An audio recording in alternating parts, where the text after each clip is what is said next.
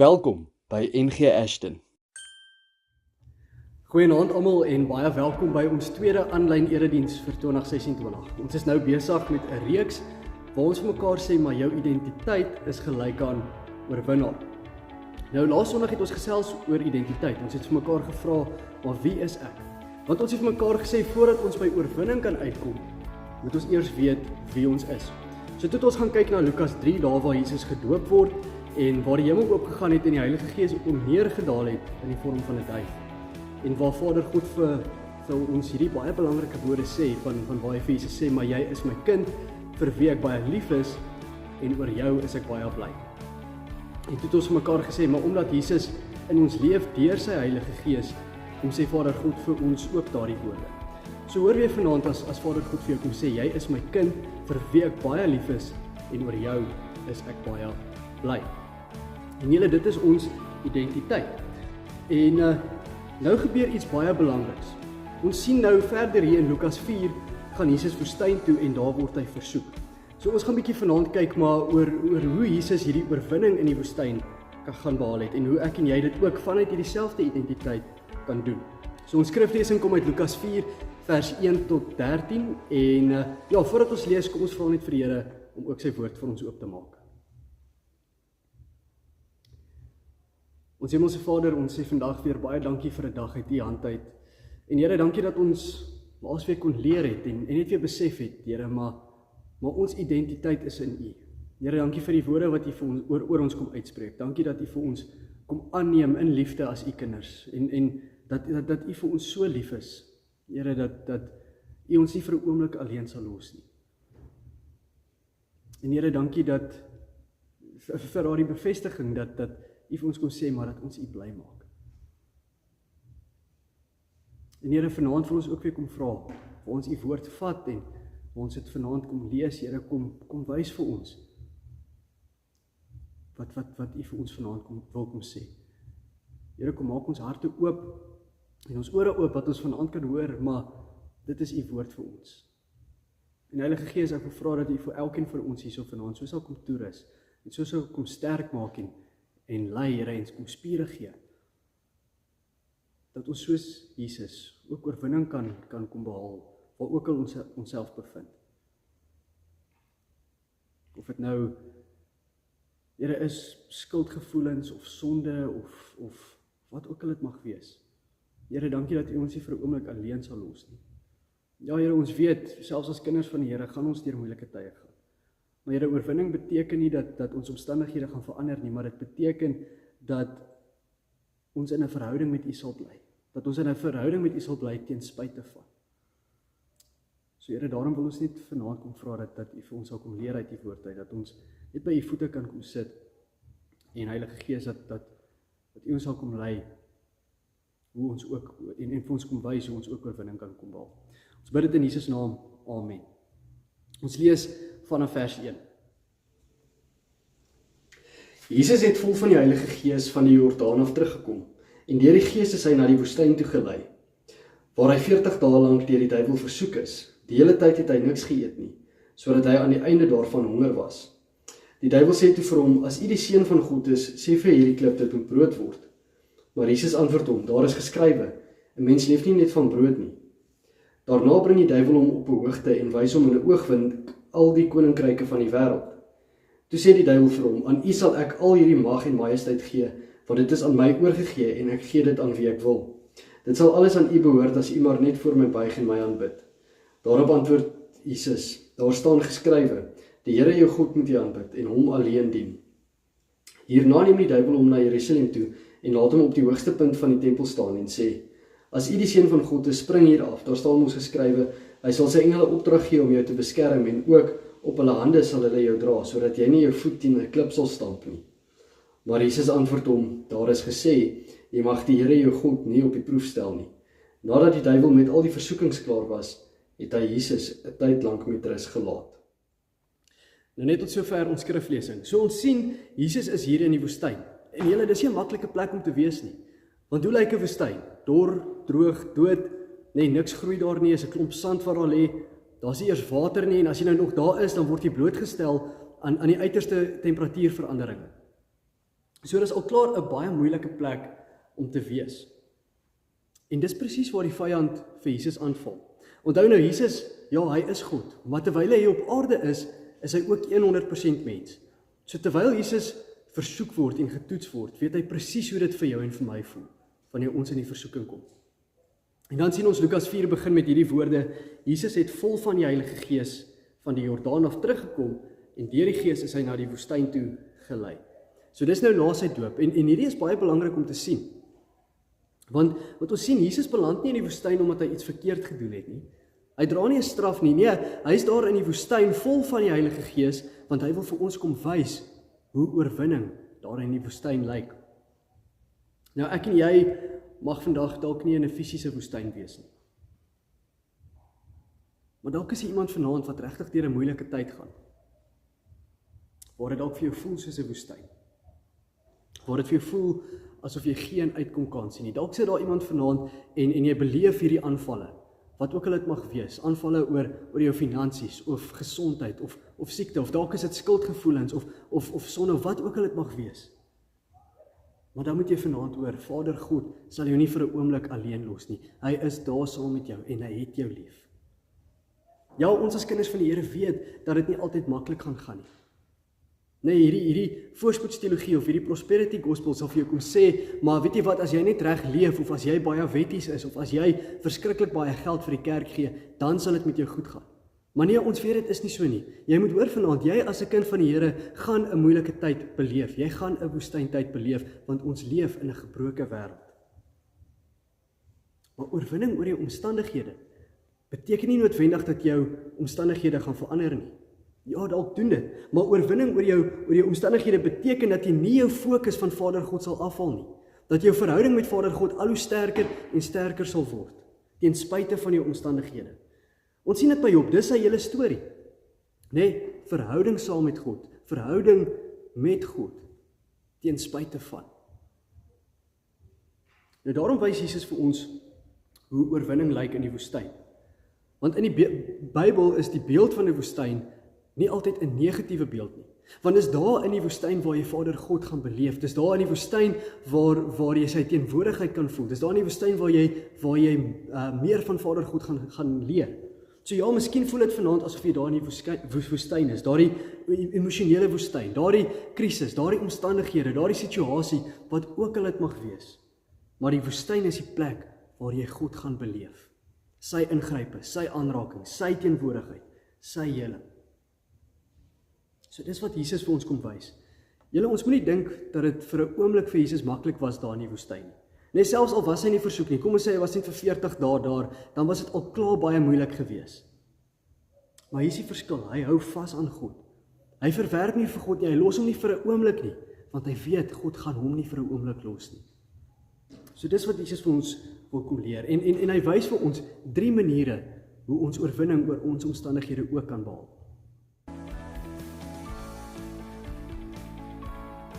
In die eerste plek sien ons die vyand val heel eerste jou identiteit aan. Hy sê vir Jesus, as u die seun van God is, sê vir hierdie klip, dit moet brood word. En die duiwelse strategie is baie subtiel. Hy begin hierdie versoeking met die woorde, as u regtig die seun van God is. So let op, hy bevraagteken nie Jesus se krag nie, maar hy bevraagteken sy identiteit. Hy probeer ondermyn dit wat Jesus alreeds is. Daarom het ons laasweek eers gekyk na jou identiteit. Dit is baie belangrik, want al hoe ons by oorwinning gaan uitkom, is as ons weet wie ons in die Here Jesus is. En dan sien ons, Jesus het vir 40 dae lank niks geëet nie. So met ander woorde, fisies is hy swak, en dis presies daar waar die vyand probeer inkom. Maar hoor mooi, hierdie versoeking gaan nie oor brood of oor kos nie. Nee, alhoewel ek dink dit het nog steeds vir Jesus baie aanloklik geklink, maar hierdie versoeking gaan oor, moet ek myself bewys? Is dit wat God oor my gesê het genoeg? Is God se woord oor my genoeg? Net 'n hoofstuk vroeër het God gesê, jy is my seun, nou kom die vyand en hy vra, is jy regtig? So die vyand se doel is altyd dieselfde, om jou los te kry van dit wat God oor jou gesê het. Maar Jesus antwoord nie met emosie nie. Hy antwoord met die woord, met Deuteronomium 8 vers 3 wat sê, mens leef nie van brood alleen nie. So met ander woorde, my identiteit lê nie in dit wat ek het of dit wat ek kry nie. maar in wat God gesê het. Dis wat my oorwinning kry. Of dis waar ek my oorwinning kry. Dis waar ek oorwinning behaal. Nou, ek weet nie waar jy jouself vanaand bevind nie. Ek weet nie hoe jou omstandighede op hierdie oomblik lyk nie. Maar as hierdie vyand kom met hierdie aanvalle van dink jy regtig jy sal hier deurkom? Dink jy regtig jy is goed genoeg, of slim genoeg, of mooi genoeg, of dink jy regtig God sal voorsien? Nee, want dis mos wat hy doen, hy kom met hierdie vrae om jou te laat twyfel. Hoor dan vanaand as Vader God vir jou kom sê, Deuteronomium 31 vers 8, die Here sal voor jou uitgaan, hy sal by jou wees, hy sal jou nie in die steek laat nie, jou nie alleen laat nie, moenie bang wees nie, moenie skrik nie. In die tweede plek sien ons oorwinning gaan oor gehoorsaamheid. So wat doen Jesus die hele tyd? Hy antwoord Satan met die woord. Nee, so as ons by oorwinning wil uitkom, moet ons dan God se woord ken. Want ons sien in Efesiërs 6 vers 17 dat hierdie swaard wat ons by ons dra is God se woord. En is presies wat Jesus doen. Hy ken God se woord en hy veg die vyand daarmee. Maar net om die woord te ken is nie genoeg nie. Nee, want ons kan enige Bybelversie leer en dit opsê, maar as ons dit nie leef nie, dan beteken dit vir ons ook maar niks. Want ons sien hierdie tweede versoeking gaan oor mag en oor glorie. Nee, ons sien die vyand sê vir Jesus, aan U sal ek al hierdie mag en majesteit gee, want dit is aan my oorgegee. En ek gee dit aan wie ek wil. Dit sal alles aan U behoort, as U maar net voor my buig en my aanbid. So hier kom die vyand en hy bied vir Jesus 'n kort pad aan. Nee, geen kruis, geen lyding, geen gehoorsaamheid, net so 'n oomblik van kompromie. Nee, net so 'n oomblik waar ek nie gehoorsaam hoef te wees nie. Maar Jesus weet, oorwinning kom nie van mag af nie, maar vanuit gehoorsaamheid aan God. So daarom is dit belangrik om God se woord te ken. En kyk wat doen Jesus dan? Hy antwoord weer met die woord, met Deuteronomium 8 vers 6, waar hy sê, jy moet die Here jou God aanbid en hom alleen dien. Julle, dit is vir ons verskriklik belangrik wat Jesus hier doen en wat hy vir ons hier kom leer. Want baie keer lyk dit vir ons asof die wêreldse manier sommer net makliker en eenvoudiger en vinniger sal wees. Nee, want dit is baie maklik om ons waardes, ons standaarde, nee, ons identiteit as kinders van die Here op te gee. Nee, net so een oomblik van compromise, waar ek my eie kop volg, my eie pad kies. Nee, me, myself and I. Ek sien, hulle praat deesdae van menism. Maar dis presies wat die vyand wil hê. So hoor vanaand, alles wat jou wegtrek van gehoorsaamheid af, sal jou uiteindelik ook wegtrek van jou identiteit af. So daarom gaan gehoorsaamheid in die eerste plek oor liefde. Want as ek vir God lief is, dan sal ek mos doen wat hy sê ek moet doen. So gehoorsaamheid is die vrug van liefde. Gehoorsaamheid ontstaan vanuit liefde. Want as ek nie lief vir God is nie, hoekom sal ek dan doen wat hy vir my sê ek moet doen? En dan in die tweede plek gaan dit oor vertroue. So met ander woorde, Here, ek vertrou U, selfs al verstaan ek nie, Here, selfs al is dit moeilik, selfs al sukkel ek hiermee of wat ook al, selfs al maak dit nie vir my sin nie. Want Here, ek besef hoe afhanklik ek van U is. En ek weet U sal my nie los nie. So om by oorwinning uit te kom, oorwinning oor ons omstandighede, sodat ons in 'n verhouding met Vader God kan leef, dan moet ons gehoorsaam wees in elke situasie. In die derde plek sien ons, jy toets nie God as jy hom vertrou nie. Ons sien, die derde versoeking is geestelik. Daar staan, as U die seun van God is, spring hier af. Daar staan ons geskrywe, hy sal sy engele opdragte gee om jou te beskerm, en ook op hulle hande sal hulle jou dra, sodat jy nie jou voet teen 'n klip sal stamp nie. Let op, die duiwel self sal nou die skrif aan. Hy haal op Psalm 91 vers 11 tot 12 aan. Kom ons lees dit, daar staan, hy sal sy engele opdragte gee om jou te beskerm waar jy ook al gaan. Op hulle hande sal hulle jou dra, sodat jy nie jou voet teen 'n klip sal stamp nie. So sien julle hoe belangrik dit is om God se woord te ken en om alles te toets aan sy woord. En dis wat Jesus doen. Want na dit sê Jesus vir hom, Deuteronomium 6 vers 13, daar is gesê, jy mag die Here jou God nie op die proef stel nie. So met ander woorde, Jesus vertrou vir Vader God. Daarom moet ek en jy hom ook vertrou, want vertroue beteken nie net, beteken glad nie, ek dwing God om homself te bewys nie. Nee, vertroue beteken, ek rus in dit, wat God alreeds gesê het. Jesus hoef niks te bewys nie, hy weet wie hy is, en daarom kan hy staande bly. Want dis presies hier waar ons oorwinning lê. Nie om God te toets nie, maar om hom te vertrou, selfs in die woestyn.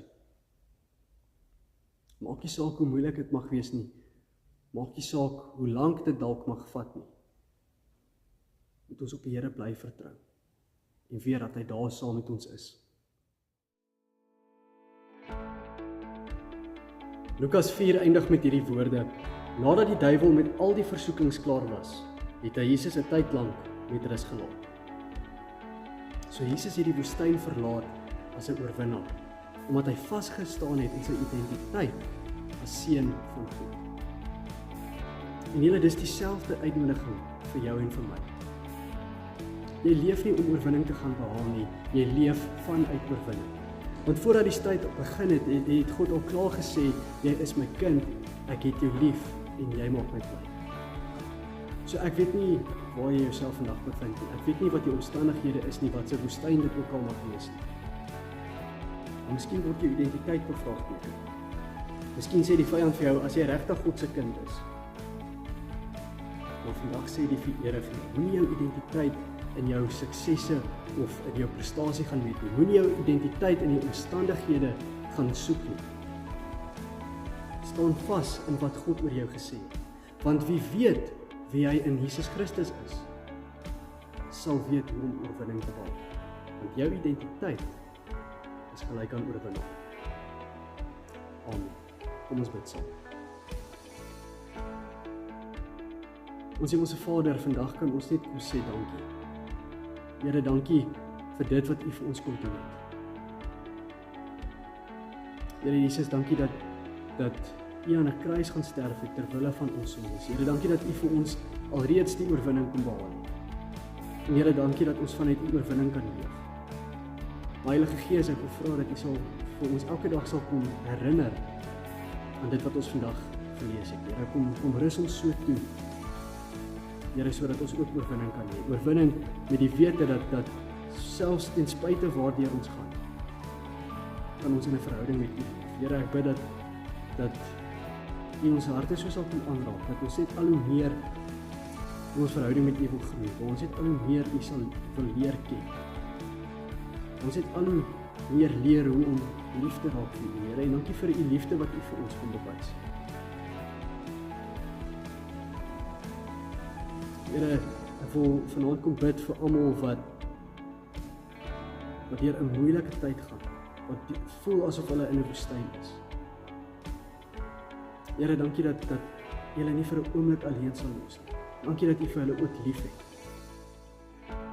Maar Here, ek wil vra dat daar aanraking sal kom. Here, dat U enige sonde kettinge vanaand sal kom breek. Enigiets wat verkeer dat ons in 'n verhouding met U leef. Here, ek wil vra dat U uitkoms sal gee. Here, want dit is die vyand se doel en is sy strategie en is sy taktiek om te keer, Here, dat ons in 'n verhouding met U leef. Maar Here, ek wil vra kom verwyder dit ons.